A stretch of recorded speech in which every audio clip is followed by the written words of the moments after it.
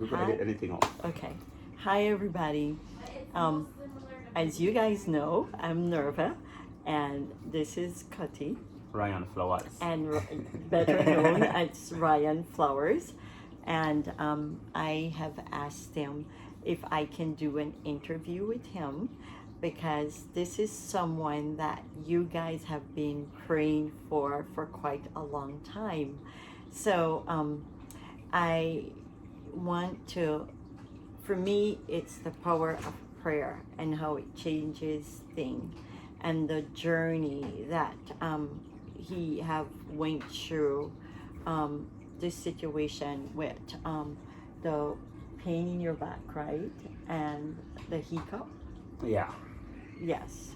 So, but most of all, I want to say that we're gonna talk more about the hiccup that he have went through and the long journey that he have gone through this whole situation and his strength and the people that have surround him and give him the encouragement and the love and the support.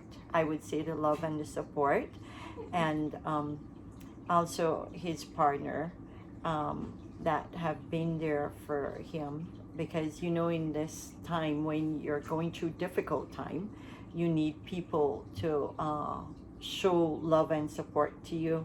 So I will turn around and ask, that you share with everyone, and you want to talk about your journey with the whole situation, how it started, and at least part of it, and what give you strength to carry on, to know that you could get through this. Well, it was in total it was a 4-year journey, or almost a 4-year journey. It's still not fully complete as yet. Like you said, it started off with some pain. It was actually in my neck, my shoulder area that I still have, but not as bad as before.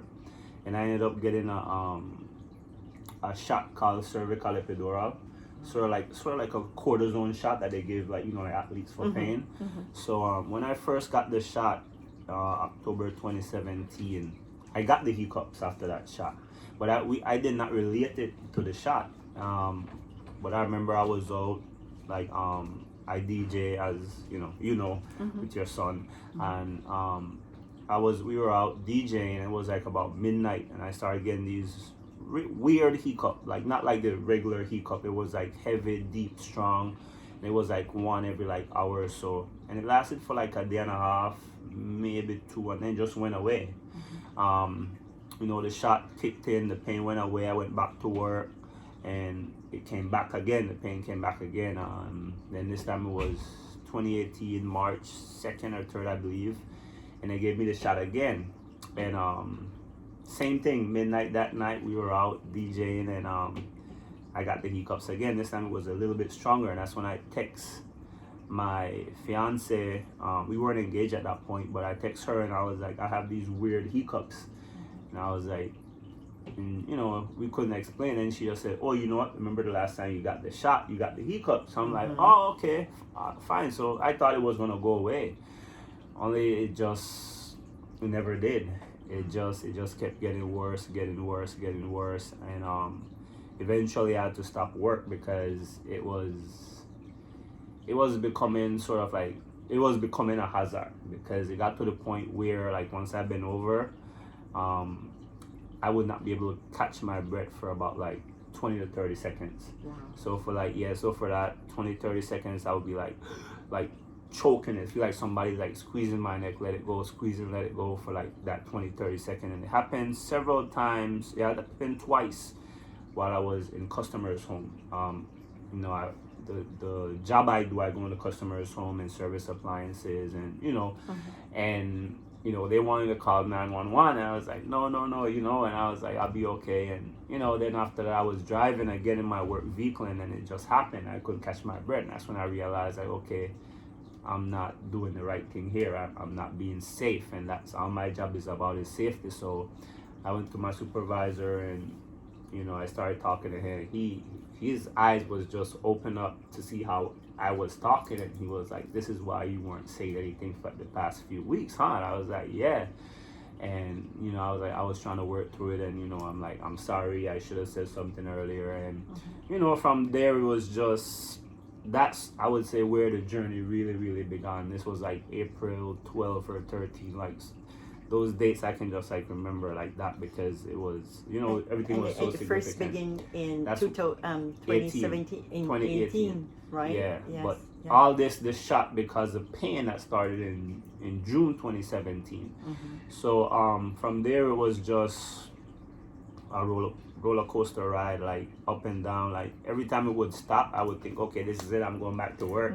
And then it would just come back. Like it was just, it had a mind of its own. It had no pattern throughout that time. Like in the first year and a half, this lasted 3 years. So the first year and a half, I don't like pills, I don't like hospital. And I guess if maybe I would say, maybe if I went to the hospital earlier to address it, maybe you know, it would have been better or something like that. But I mean, I don't know. But when I went to the hospital, like all the doctors were just like wow. And I remember the first night I spent in the emergency room, this GI doctor, he told me I got to get ready to live with this for the rest of my life.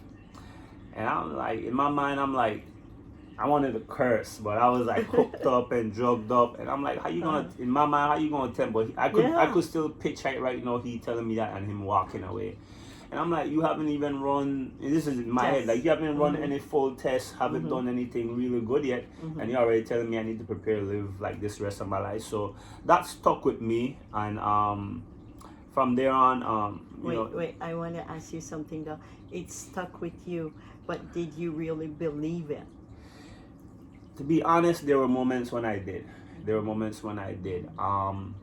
And when I eventually I found others that have the same condition, and just when I realized that there were people that had it longer than me, and I mean 20, 30 years. Really? Yes, that's when I said like, wow. And then the crazy thing is they do not have it as bad as I did. So I was averaging, and I mean averaging 55 hiccups per minute, almost 24 hours. Like it took me a while to even find a pill that could work to help me sleep, because it was so frequent. So the regular pills that I used to everyone take, it would help put me to sleep, but I'd be up in like an hour or two. And so it was tough. So to know that they were having like less hiccup per minute than I was, and they couldn't find a cure, like it was scary. But I didn't want to live like this, like that, the rest of my life. So you know, when he said that, there were times off and on that, you know, I really believed throughout that 3-year journey that this might be the case, but I was determined that it would not be the case. Did you go into any depression? I did. You want to share that? Yeah, I actually became suicidal at one point. So yeah, I thought about it a lot, like how I could just, you know, stop it, because nothing was working. And this was a point where like I tried over like close to or over 30 medications. And nothing worked. I mean, at times I was on like 4 or 5 medication at the same time. A lot of like medication for like epilepsy and stuff like that, and you know, stuff like that. And nothing was helping. So then the choking spasm was getting frequent. There was a point around this time, like I would drink water and I would like vomit it up. I lost a lot of weight, and then it was not I wasn't happy. You know, my life living, my everyday living wasn't the same. I always felt like I was alive, but I wasn't living, because I couldn't interact with my kids. Like everything was off and on. Like we couldn't plan nothing, do anything, because I don't know when the hiccup was there.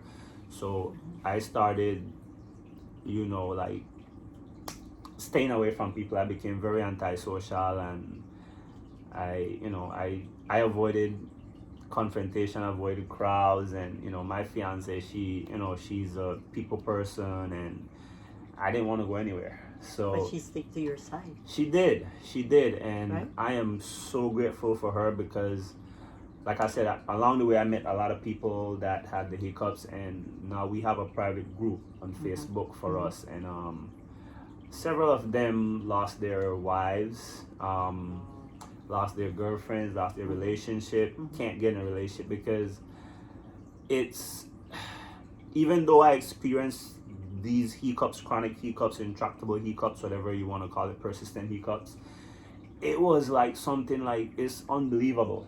At first I thought it was something mental, I thought it was in my head. So, and then it was when I met the first person and he talked to me, and then like I remember talking, he's talking, and he's like, wait, let me talk because I know I only have a limited break. That's what he said before they come back. So let me talk to you.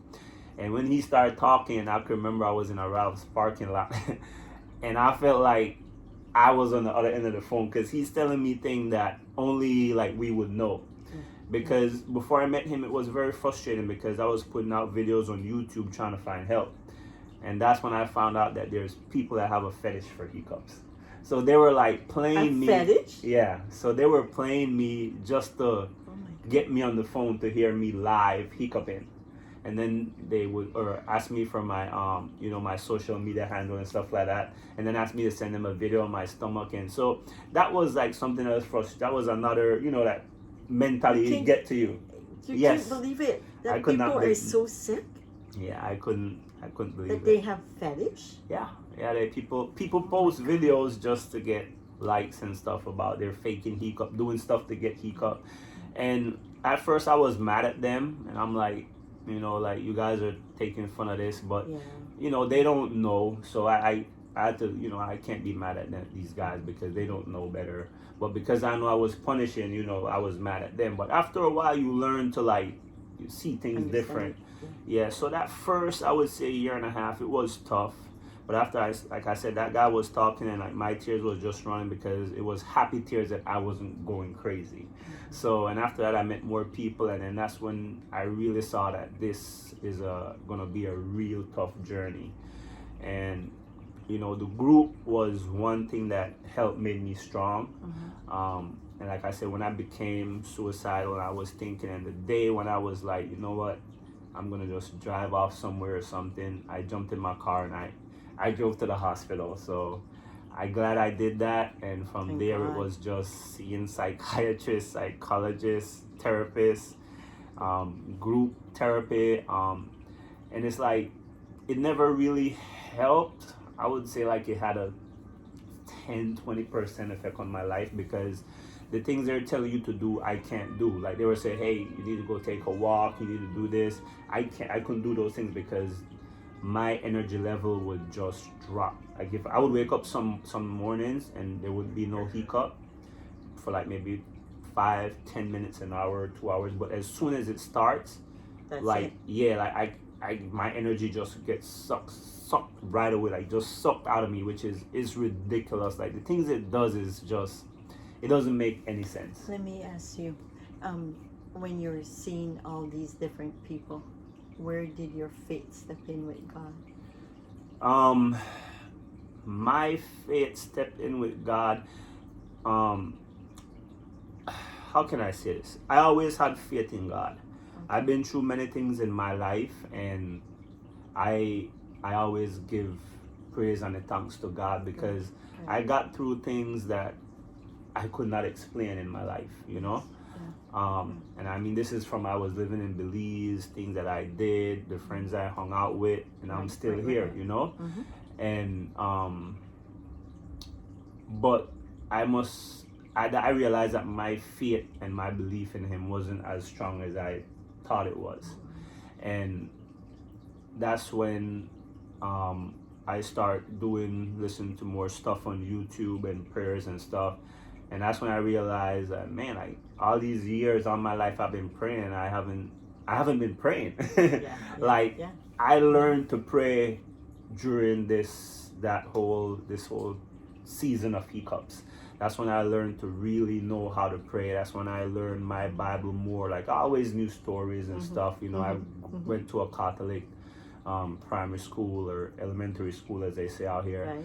And so I knew stuff, but that's like a year and a half into it. That's when I really got close to God, and I started to listen to Joel Osteen more, and just his stories. And I signed up for his email where you get a prayer, today's prayer, or prayer for this one. So I get that every day, and you know, so that's when everything started, and just listening to him, and then, you know, talking about the heroes of faith and stuff like that. And you know, that's when you realize that, man, like, nobody had it easy. Yes. You know, like, not even Jesus had it easy. Right. Like, nobody at all had it easy. Like, I mean, like, one of the main stories was like Joseph, like, his own brothers were gonna kill him, sold him to slavery. He went in jail, like, everything, and still he came out as, well, a warrior, right? Yeah, like the prime minister, I think, like, second to the pharaoh, like no, and his story is estimated to be 13 years, and then the same brothers came back, needed him, and he with open arms. So yeah, I realized that. Yeah, but it took, I would say that took another year to, like, really start believing strong. Yeah, because it's hard for him to say that, and it's easy for him to say that, you know, no matter what you're going through, you got to be strong, you still got to do this. Yeah. I started printing stuff, put it, like, by my bedside, stuff to say every morning, stuff to say in the morning when I wake up. Yeah, I have lists, I have things in my phone that I say. You know, I started to believe it, but it was hard to say that. Like, one thing he was say, you need to tell yourself that you're not a sick person trying to get healthy. You're a healthy person trying to get rid of a sickness. And I'm thinking of it, like, yeah, I'm healthy. I've never been sick like this all my life. Like, I only used to go to the hospital because I'm paying for insurance, and I would just go for a physical every year. That's it, because I'm like, I'm giving them all this money, you know? And after this, I was in the hospital, like, I was a regular there, like, like, really a regular, like, man, the amount of time I went to the hospital was crazy. Let me ask you something. Were you able to eat with all these hiccups? That was a problem as well. So it was like off and on. Like I said, sometimes I would get a day break, sometimes I would get a week. The longest break I ever got was, I think, 14 or 15 days. So on those breaks I can eat, but I was still limited. So, like, most of, like, our Belizean food I couldn't eat. Nothing fried, nothing stew. Yeah, my whole diet changed. Right now I could eat anything, but I try be good with me eating, but I'm also trying to gain back weight. But I couldn't eat anything fried. One thing I developed, which was crazy, was acid burn. I had terrible acid burn. It was trouble just sitting. Sometimes I couldn't sit for too long. I'd have to stand up. Like, none of the regular, like, acid blockers helped me. I found one thing, and it was I don't remember the name of it, but that was the only thing that helped me. Like, I tried all the Belizean remedy. I tried a whole bunch of stuff. Nothing happened, and it's when I got this surgery last December.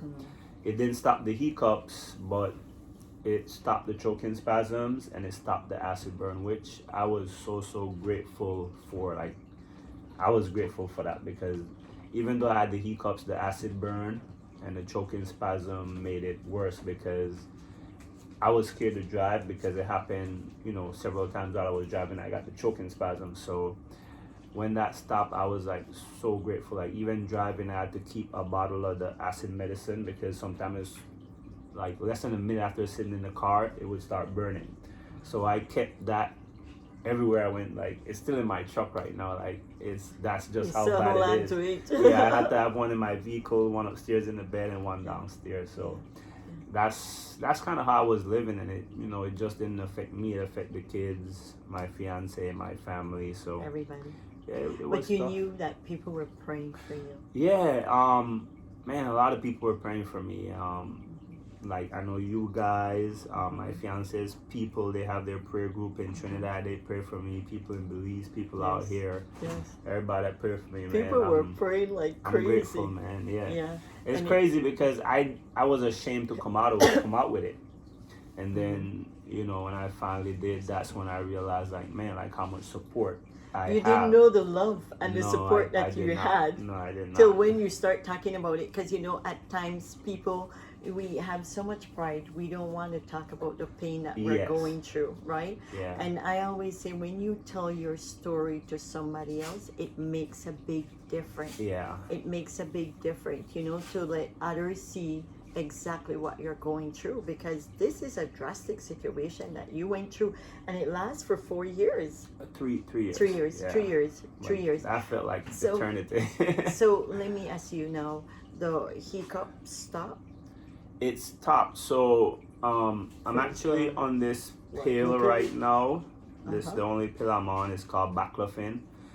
It's kind of weird because I tried this pill it's actually the first pill I tried, and it didn't work. And I don't know what made it work this time. I don't know if it's a combination of the surgery or the prayer, but that's what I'm saying. I just said, you know what, whatever it is, it's God, because God is the main source, and whatever his resources are, could be the pill, could be the doctor.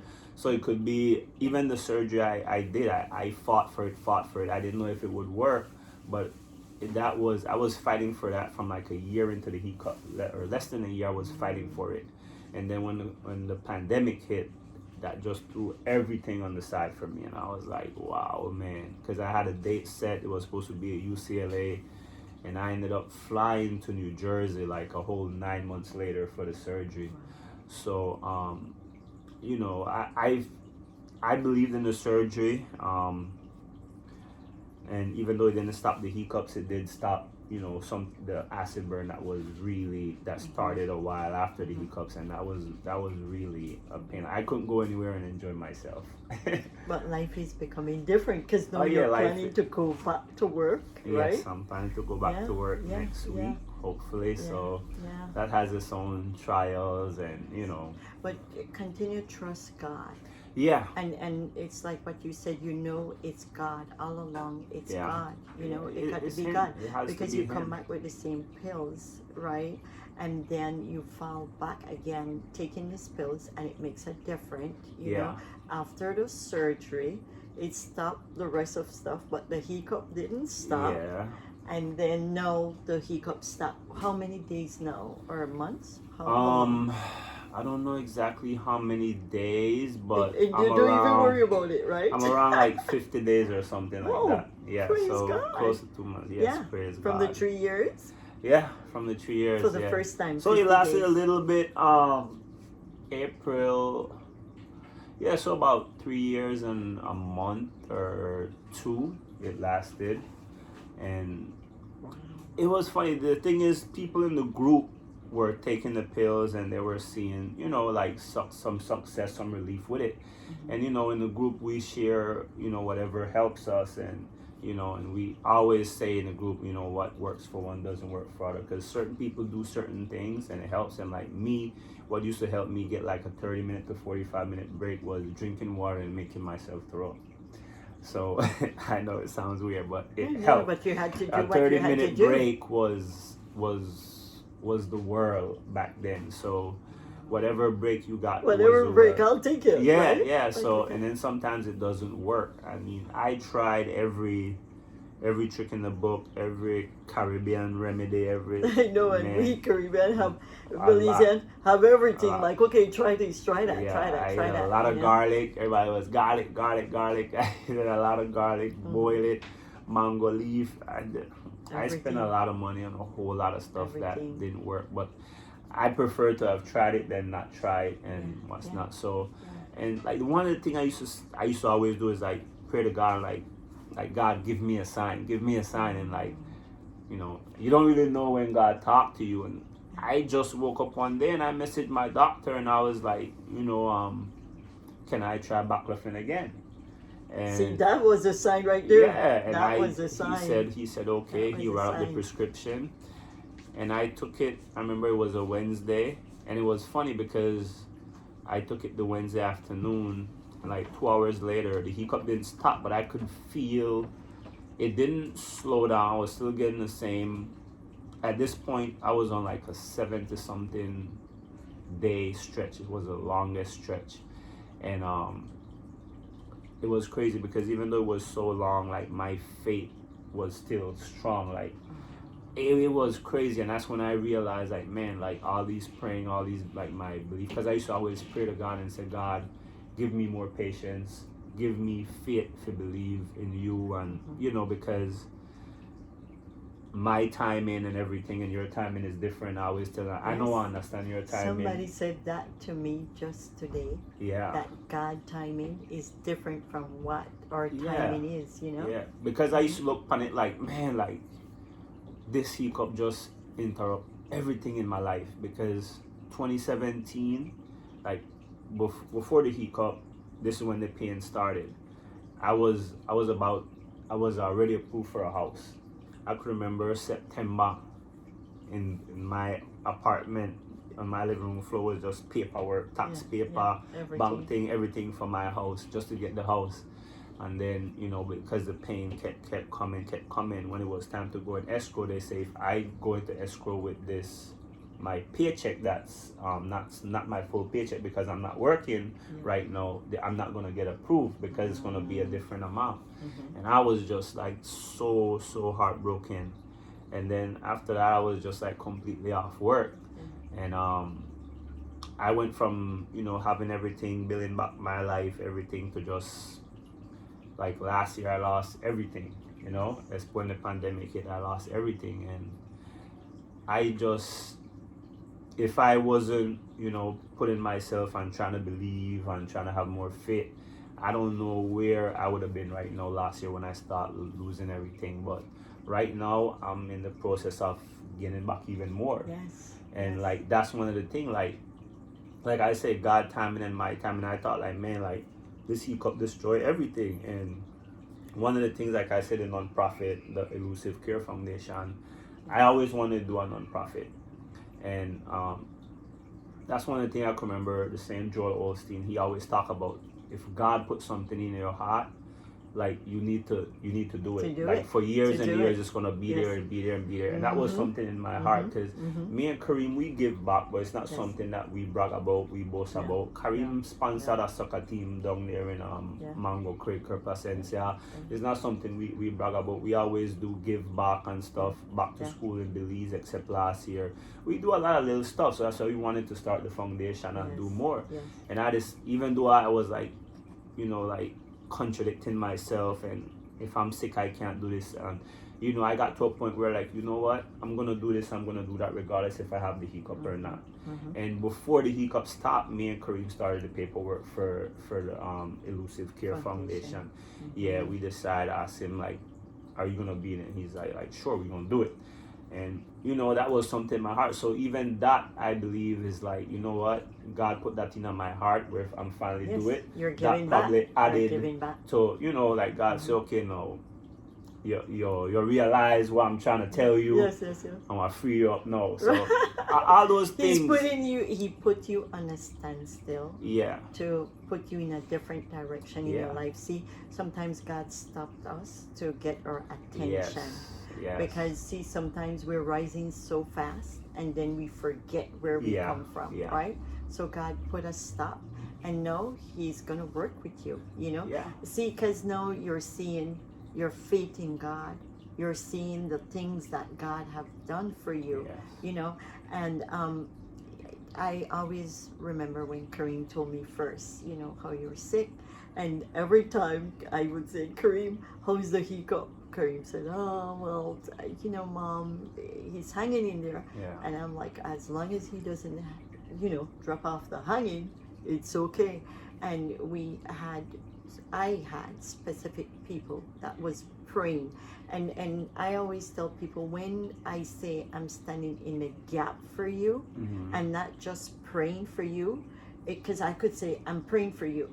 But when I stand in the gap and spending quality time praying for you, I had specific people that I target, asking to spend quality time praying for you, you know. So each time when I text you and you said the hiccup is not here, I'm like, well, thank you, Jesus. Like, don't let it come back. Don't let it come back, you know. And that's funny because that's the thing. Like, a lot of people say, yeah, I'm gonna pray for you, and they really don't. And I'm one that was guilty of that. Like, I used to always say, man, I'm gonna pray for you. And I realized to myself that, man, I used to say that and I never did it. Yes. And like, even the past year plus, that changed for me. Like, if I said I'm gonna pray for someone, I actually took the time out and I, like, you know, God, whatever this person is going through, help them. Like, I actually started doing it. But first you were like, man, I'm gonna pray for you, and you know, you think about them, you sympathize with them, but you never really pray for them. And even that, like, but become different for you. Everything changed. Everything because you're changed. not that busy, and now you're seeing the needs of others. See, it's no more just I. And you see the needs of others, and God will continue to bless you, and you continue to have the faith. Continue to have faith. It's crazy because it's like my car need a wash, and I don't know. Like, me and Kareem went to take back the equipment Monday. Was it Monday? I believe. And I don't know, I just wrote blessed on the back of my vehicle. Like, I don't know why I did that. But it's crazy. Yeah, everything is different now. And even though I can't lie, like, I always tell God, like, you know, I can't lie to you. Like, I'm worried. I'm worried if the hiccup is going to come back, but I'm still going to try to be strong. I'm still going to try to keep the faith and what's not. And that's one thing I learned to do that. And I learned that, you know what? I could say this, I could say that, but I cannot lie to him. He knows what's going on. So a lot changed, And I know a lot of people don't like, oh, the God thing, the this and that and that. I mean, it's like your son was joking just now and said the OBI is off, man. That's how Kareem is. But a lot of people thought it was that. Oh, you need to go and you need to do this. And everybody, I'm like, I don't believe in that. The thing about it is, everybody have a name and a diagnosis for you, right? Yes. But when you start, seeing for your own self, the power of God. And step by step, you see the hands of God. It makes a big difference. 50 days, like you said, no, it's about 50 days that you haven't seen the hiccup come back. It makes a big difference. It makes a big difference. So I remember something had happened to me like about 2 years ago. I went to the doctor, and the doctor said, you are like, okay, this is what. And I was like, heck no. And then I remember I shared it with someone, and I said, this is what, and I called the name of what happened to me, and she said, stop, don't say your, like if you have a migraine, don't say my migraine.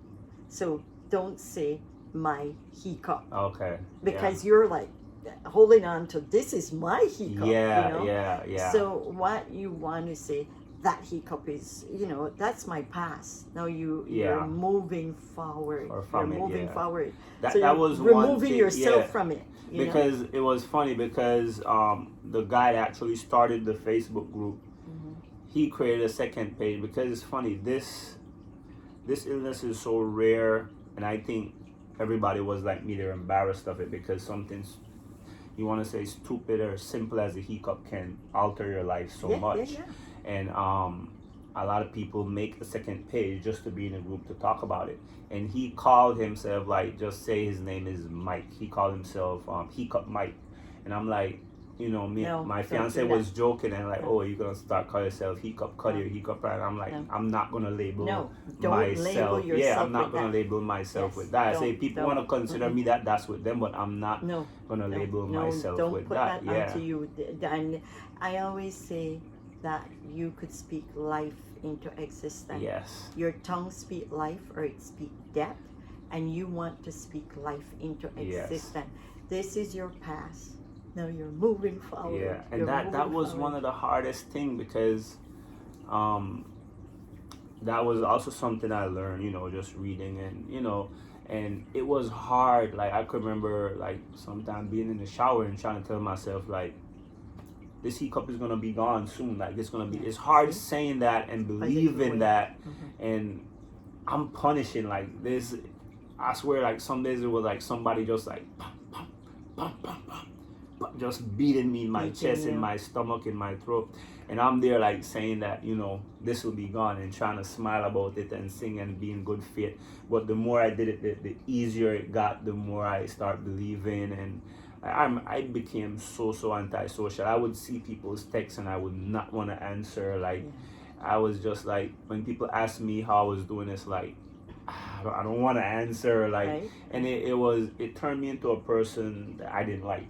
And I know who I was, and I still didn't like that person, and it was hard for me to change. And I'm grateful for my fiance, because even like the amount of side effects and things I dealt from all those medication, it was crazy. So tell me about her a little bit.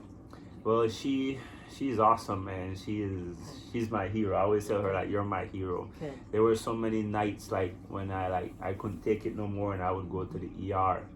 And then, you know, like 2, 3 in the morning, they would say, well, there's nothing else we can do for you. We're going to send you home. And I'm like, you're going to send me home at this hour? Okay. And I'm like, yeah. And then also, like, you're just going to send me home to punish. Yeah. And I would call her, and she would get up, you know, she have to bring the baby, and she come get me. Yeah, so see, like, that's a blessing. That you better don't let go of her. And she loved her sleep. She loved her sleep. Yeah. And that's the thing, like, you know, like, I never thought this hiccup would have lasted. And like I say, it started, it started in March. It actually proposed to her the August, because I had no intentions that I would have been off work this long. And, you know, so I gotta marry her and get back to work and do my thing. You'll get invited. I'm gonna be doing the snake dance. Carrie might not like that. But yeah, I gotta get back on my foot and my feet. And I believe it's a new start for you. Yeah. Don't look back and even think that, oh my God, the hiccup might come back, because in God's word it said, faith is the substance of things hoped for. Yeah. The evidence of things that cannot be seen. So, you know, God is gonna work out the situation. Yeah. You just have to trust Him. And He said, have faith as a mustard seed, you know. Yeah. And the thing is, I always say, anything I pray about, I don't doubt God. Because I said, my God, it's like you just asked me to have faith as a tiny mustard seed. It wasn't like a big mountain or as big as a big house or something like that. It's just tiny faith that God asked us to have, right? Yeah. And the little faith that we have, it stretched so far. You know, it stretched so far. I'm not gonna lie, it's hard. It's hard, but I keep trying. Yeah. And like I said, the reason is because I see these other people in my group going through it. Yeah. And one guy was like, man, back in 2012, I think he said, my hiccup went for a year and it came back. But that's the difference. I can't knock them, but that's kind of the difference between me and them. I believe I have more faith than them. I'm not trying to knock them, but no. I can't knock them because I was where they are, where like you know, this is a never ending thing. Yes. And your faith had grown. Yeah.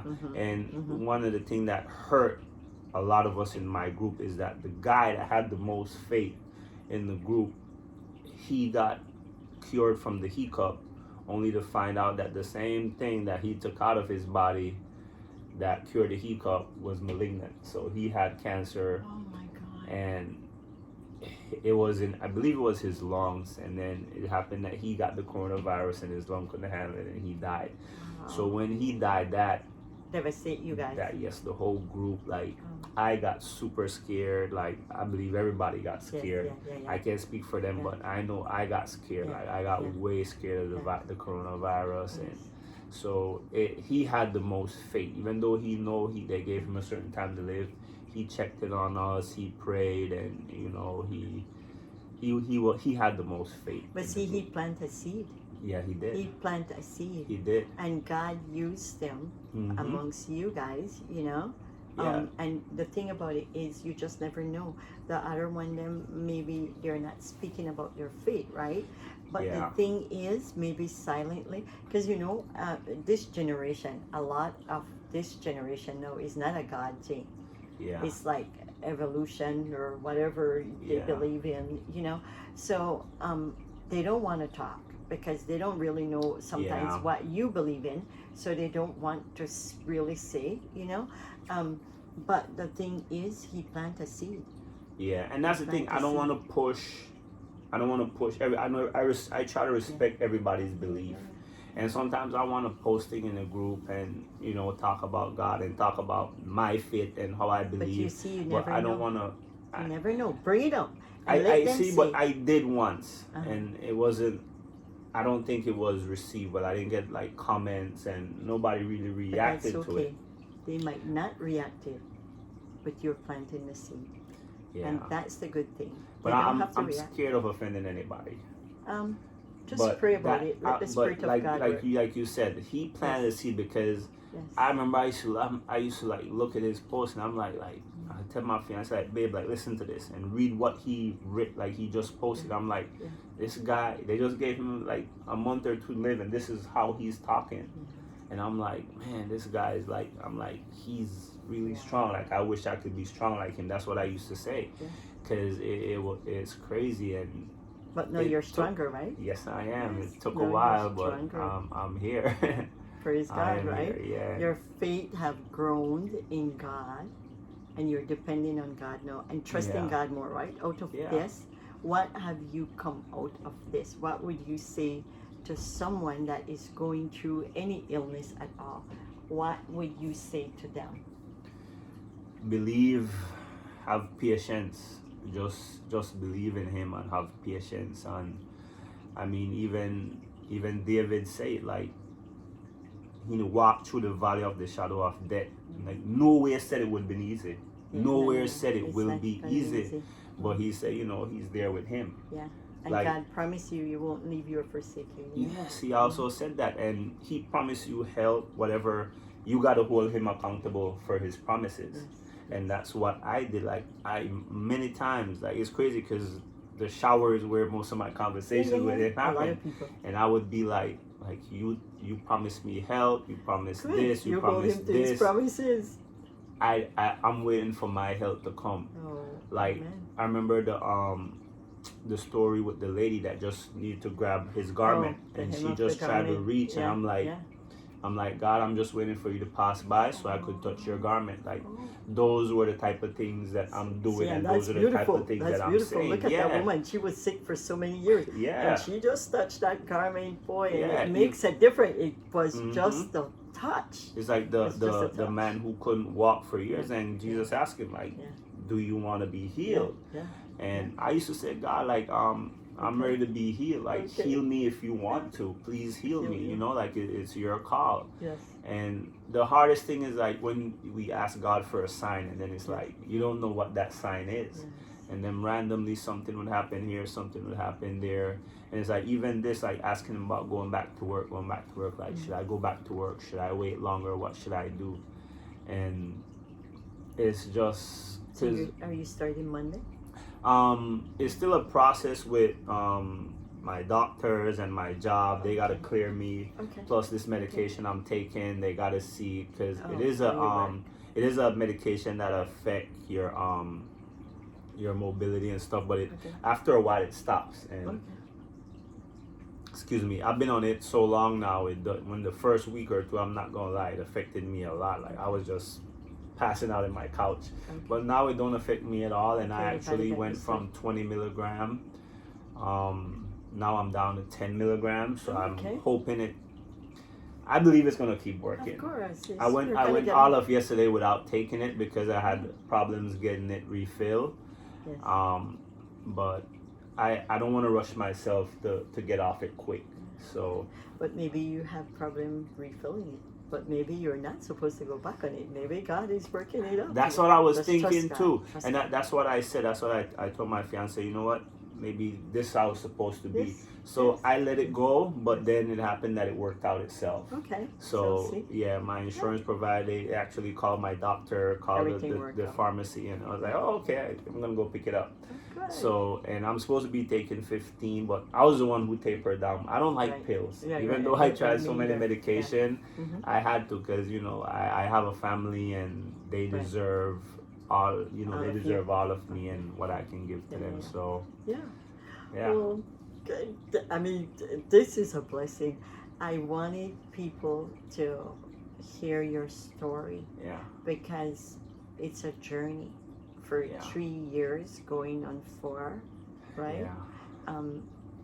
I want people to realize that you had to depend on God. I mean, look how Yeah. you speak about you wanted at times to commit suicide. Yeah. You know, but the support of family, your fiance, your friends, and Yeah. everybody that was praying for you, how it helped makes a difference, Mhm. because if it wasn't for them and your faith in God, you would have done it. You hear so Yeah. many people committing suicide now these Yeah, days, it's crazy. so you had to had something that you believe in that bring you this far, and God never let you go. No, he never did. And one of the crazy thing is like you say, it's like your friends. One of the hardest thing for me throughout that journey was realizing which friend was there for me and which friend wasn't. Mm-hmm. And that also plays into your emotion and your mental state, because you realize that, man, some of these people that I would go hard for any day, like they're not there for me. And that was hard to accept, but it also makes you realize, like, who is actually there for me, But see, they were never your friend. You never realized that. Yeah. You were their friend, Mhm. but they wasn't your friend. Yeah. And you live with that. Yeah. Because that's how in life it's like a circle. Yeah. And I always say sometimes we really think people are our friend. Yeah. And it always said it's a time to weep, a time to mourn, a Yeah. time to, and it's a time for everything. So, you know what? The friends that have been removed now God is going to put the right friend. Now what you Mhm. do is to pray for God to put the right friend into your life, Yeah. that is going to move you forward, help move you Yeah. positive, in a positive way, So I wouldn't worry. No, but even though Okay, I that's a say blessing. that, though, Mhm. I want to make something clear. Mhm. Not because everybody don't check on you, that Yeah. don't mean they don't care as well. Because there were some people that were just, I would say, they're scared. Like, it's like, I know if Kareem would get sick, how you would feel. Mhm. As a mother, you would be so scared, you would worry. So some people, some of the real friends, like, they would let me know, like, man, I worry about you, but I'm just scared. I don't know what to say. Okay. So some people are like that. Scared. So again, you got to know who is Right, scared, right. because not because they don't check on you, that means they don't love you. Right. No, But at no. least That's these true. people let you know that, hey, I think about you, I pray about you. Yeah, I may not okay. check on you, but I worry about you. So there's some like that, but there's some that, and Just gone. yeah, and some people you get better and still don't hear a word from them. But that's fine, and I don't have anything against them, and I'm still gonna love them, Yeah. because And that's a good just the thing. You person still I love am. them. You still But love them. yeah, so whatever people they're going through it's gonna be a lot. It's gonna be a lot. You're gonna learn a lot of things. You gotta accept. Like, I wasn't ready for any of this. I wasn't ready for any of this. Like, a lot of people always say, "Why me? Why me?" The first thing you start do is questioning God, and then when you realize that, I'm not supposed to question God. Like, He knows what He's doing. See, But that's it takes a powerful thing. Yeah, it takes a while. It's really a journey to get there. Like I said, it took me a year of praying and reading the Bible, and like I slept with the Proverbs. I have a special book of Proverbs and Psalm that tells you how to live. Proverbs tell you how you should live, how you should treat people, Right. and it took a lot of reading to, like, Say, bring you closer to God. yeah, it did. It So helped this you sickness to brought me develop. closer to God. Mhm. It put a different mindset on life. It made me realize, like, a lot of things that I used to trip about, it makes no sense to trip about it anymore. Yeah, it just showed me, like, even, like, I say sometimes, like, man, like I couldn't DJ anymore. I couldn't talk on the mic, and I was like, man, like, sometimes I wonder if God was saying, like, I gave you this talent and you took it for granted. I'm not gonna say took it for granted, but I didn't put the work into it to be like the best I could be. And I'm like, maybe that's why now, like, I miss it, I can't do it, and I want to do it.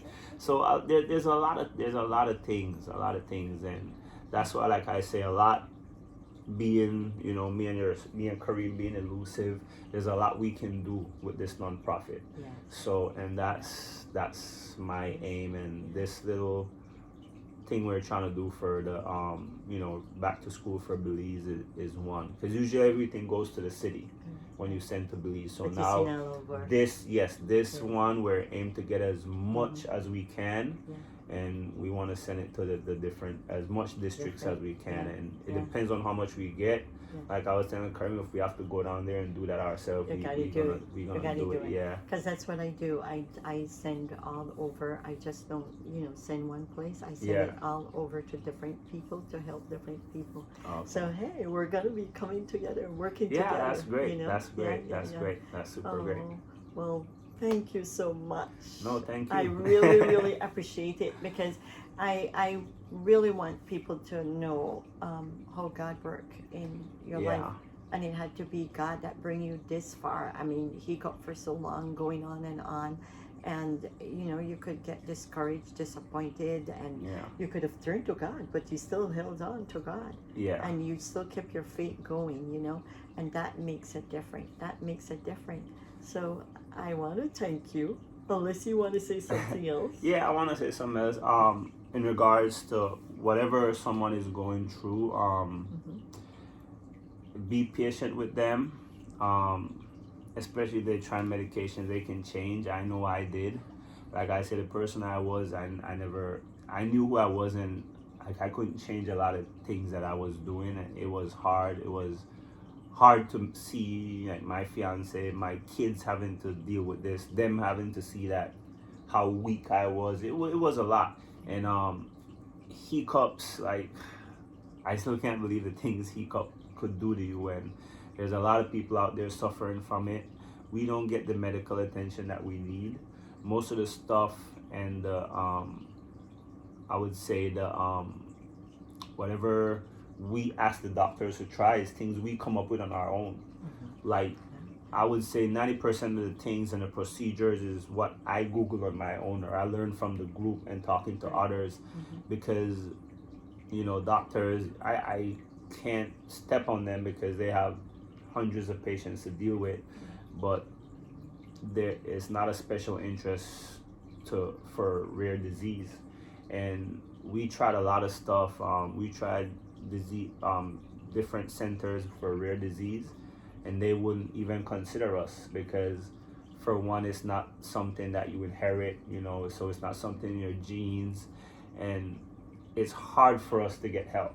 Very, very hard for us to get help. Everything we have to fight tooth and nail for, and that was tough. It was rough. And even though I'm cured right now, there's over 100 people in my group, and I mean, there's people from the UK, people from Africa. Yeah, there are people from all over the world right now, and they're seeking out this group, and they're grateful for the group. I'm grateful for that group. They're like my family, because really they're the only person that understands what I was going through and what each other is going through. Because even to your you know, your loved ones, some of the things do not make sense that we're going through and we're dealing with. It just doesn't.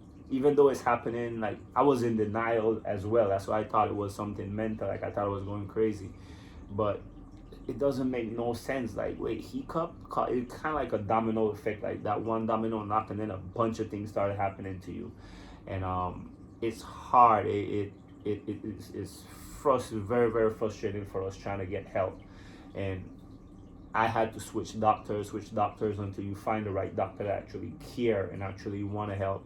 A lot of doctors stopped answering my messages, my phone calls, my voicemails. They just stopped. I guess they realize they can't help, or they don't want to help. But anybody going through anything rare, be patient with them, work with them, and just try, you know, support them whatever you can. Like I said, when you can't find, one thing I learned from this Hiccup is that from the group therapy and some psychiatrists, psychologists, is that when you can't stop something, that's one of the first thought you get, that you can't stop it nowhere else but take your life. Yeah. So they say it's common, is when it gets worse is when you starting to act on it. That's what I learned. When you start to act on it, that's when it's terrible. So when you can, as humans, when we can't stop something, we think, man, I should just kill myself, but once you don't act on it, that they say, I guess in their, what they teach them, that's fine. And I guess I can relate to it and it makes sense. But hiccups, intractable hiccups, that's what I can talk about. And I know what I've been through and how hard it was seeing doctors and getting the necessary treatment, and it's hard. So I want to bring awareness to that. That is one of my goals. That is also a part of my starting the Elusive Care Foundation, to bring awareness to intractable hiccups, chronic hiccups, persistent hiccups. They have different name for it, as much as I can. And that's why, when you ask me to do this, I'm like, sure. I'm sure it's not only to inspire people that, if you believe in God and you trust in God, have patience. And like I said, the last episode was the longest and the toughest episode, but yet I was the strongest through that episode than I ever was in my entire life. I mean, it got so bad that like I say, I get very fatigued. My knees were bad. I struggled walking up the step. I couldn't do a push-up to save my life. Like, I was super, super weak. And I hope it was the audio. But that was the worst episode. And I guess God was like, well, if you make it through this, you're gonna be fine. Yeah, and yes. I didn't think it was gonna stop. When I saw 30 days, 40 days, and next thing I see 50 days, and I see 60 days, I was like, wow. But my faith, like, I can't lie, there was doubts, but my faith was strong. My energy, my attitude was better than ever throughout this rough time than it ever was for that whole 3 years. And I made it, man. And good. However it is, Good. Thank God God was the source. Thank God. God is the Praise source to of it, God. right? He So was the thank source God. of whatever. Thank Yeah, you. I don't know what he did. I would never understand what he did, but it he stopped. did it. Yeah, I he mean, did you it. don't need to know. You just He did give it. him the praise. Like, thank Yeah. you, God. And Thank maybe you, one of thank you. his thing for me is to, like I said, try to help the others in my Others that are group. in need. And Yeah. like I said, what he put in my heart to give back. Yes. Right You're now I willing don't to have do it. much, but I'm gonna use what I have Yeah. to And they give said back what I little could. bit is as much when God is in it. Yes. Yeah. Well, thank you so much. Thank you. I really appreciate it. All right. So, thank you guys. Bye. Bye. Everybody.